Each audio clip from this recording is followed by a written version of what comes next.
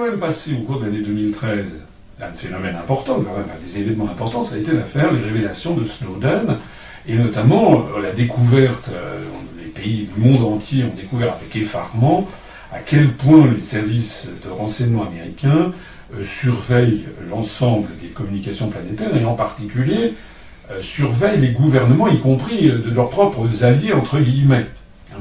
Notamment, on sait que le gouvernement français, l'ambassade de France à Washington, aux Nations Unies, que tout le monde est absolument espionné. Bon. Et ça n'a pas été, la France n'a pas été la seule. Il y a eu, par exemple, le Brésil. Madame Dilma Rousseff, qui est la présidente de la République fédérative du Brésil, à la fin, je crois que c'était en novembre 2013, compte tenu des révélations, a décidé d'annuler sa visite à Washington.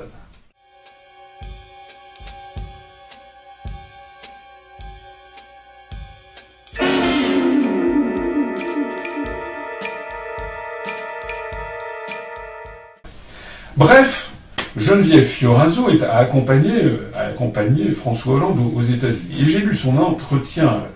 Et elle dit, en fait, Barack a beaucoup apprécié que François n'insiste pas trop sur l'affaire de la NSA. Évidemment, on ose le penser, en effet. C'est-à-dire que M. Hollande est entré dans un trou à rats. Il n'a même pas osé protester. Alors, Madame Fioraso croit que c'est sans doute de la très haute diplomatie, de la très fine diplomatie, excusez-moi, mais de baisser son pantalon. Sur la question NSA, j'allais dire la question ne m'a pas été posée, mais le président Obama y a répondu.